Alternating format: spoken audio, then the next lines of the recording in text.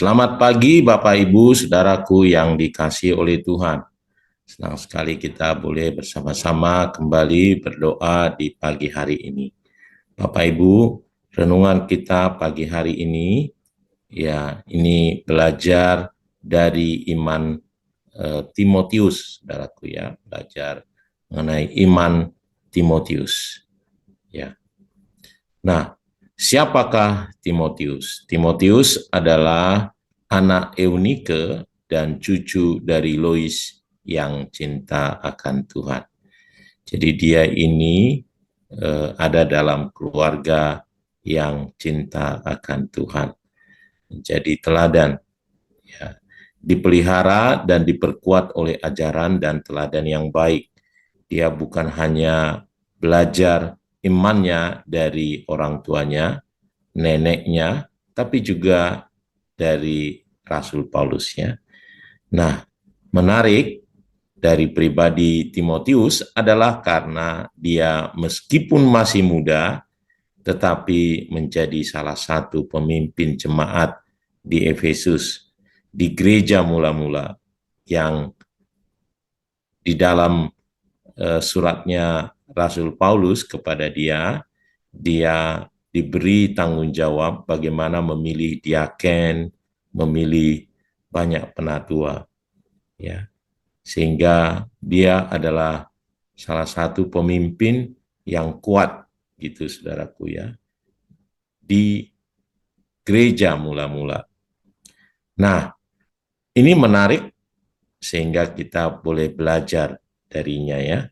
Nah, bagaimana Timotius ini membangun imannya.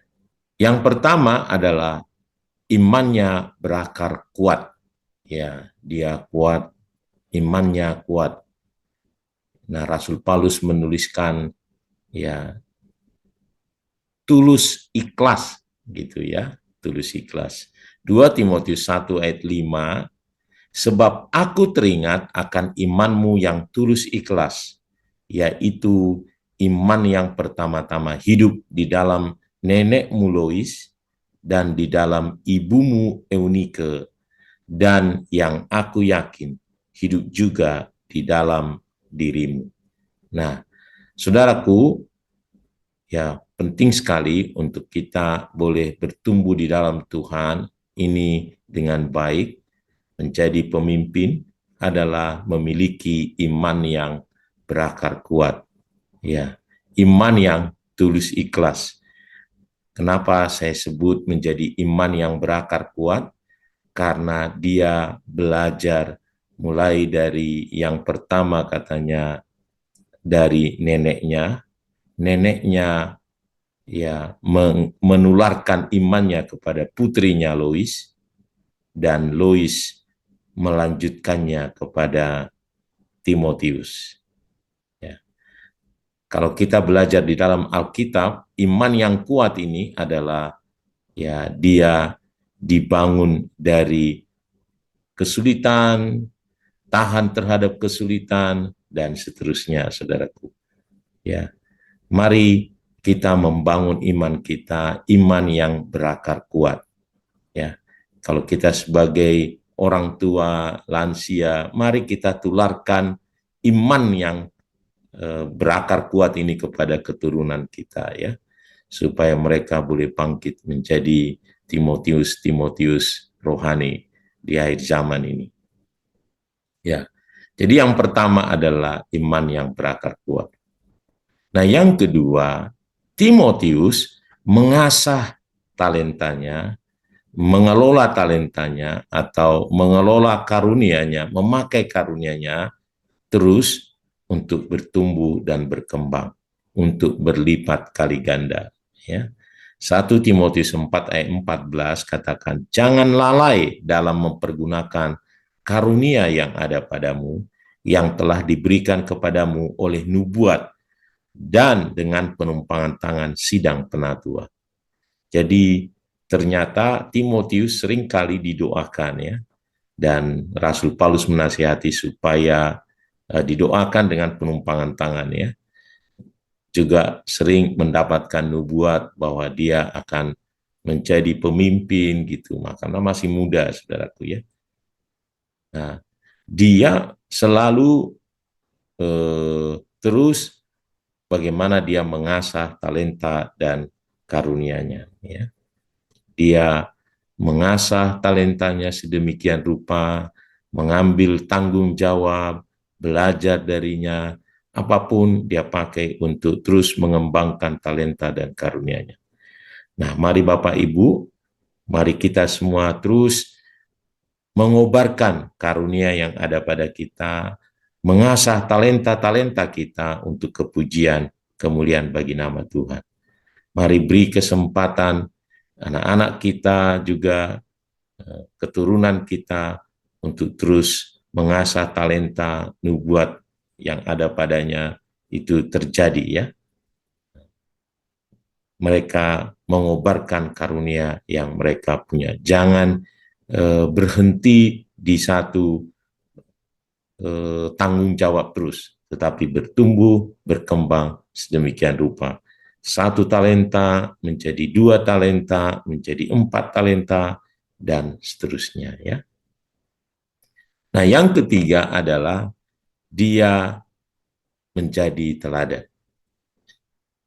1 Timotius 4 ayat 12, Rasul Paulus ya menuliskan ya, jangan seorang pun menganggap engkau rendah karena engkau muda. Jadilah teladan bagi orang-orang percaya. Dalam perkataanmu, dalam tingkah lakumu, dalam kasihmu, dalam kesetiaanmu, dan dalam kesucianmu.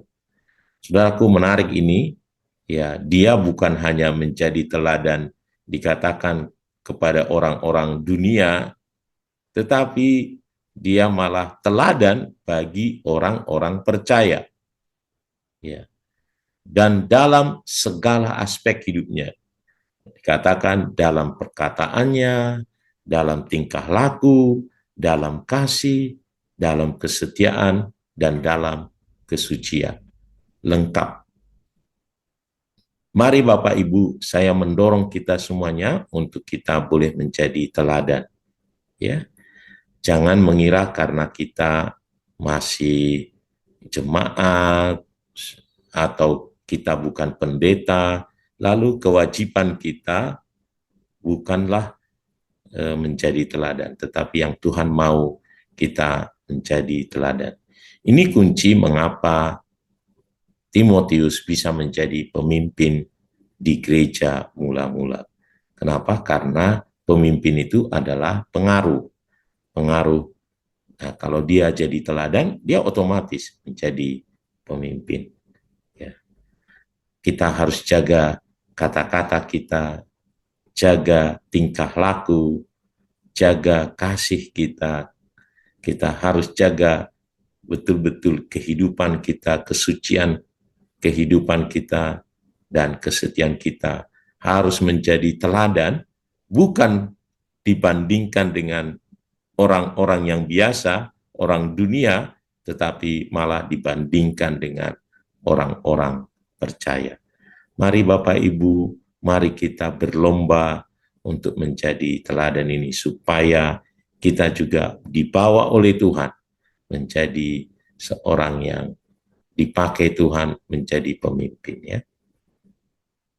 Dan yang keempat, yang tidak kalah penting adalah dia ada di dalam pemuridan ya. Bagaimana kasihnya kepada orang lain, dia pasti harus menceritakan kasih Tuhan yang luar biasa, membawa jiwa-jiwa kepada Tuhan ya. Dan bukan hanya itu, dia juga harus memuridkannya. Dan bukan hanya itu lagi, dia ada di dalam pemuridan ya. Dia memuridkan dan dia juga dimuridkan.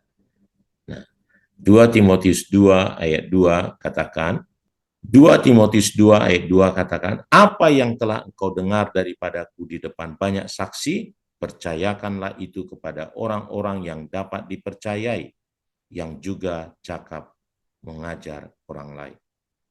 Nah, ini adalah ayat pemuridan, saudaraku ya.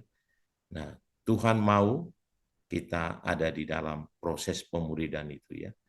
Kisah di Matius 28 ayat 19, 20 itu ya, dalam amanat agung itu. Kita harus ada di sana. Terus bagaimana kita menceritakan kasih Tuhan, memuridkan orang lain, selain kita terus ada di dalam pemuridan. Mari Bapak Ibu kita menjadi memiliki iman seperti iman Timotius ini, ya, terus memiliki iman yang berakar kuat, ya, terus mengasah karunia-karunia kita, saudaraku ya, dan terus bagaimana kita terus menceritakan kasih Tuhan, membuat proses pemuridan dengan baik, saudaraku ya, supaya kita boleh diangkat oleh Tuhan menjadi berkat bagi banyak orang. Tuhan Yesus memberkati kita semuanya. Ya, mari kita datang kepada Tuhan.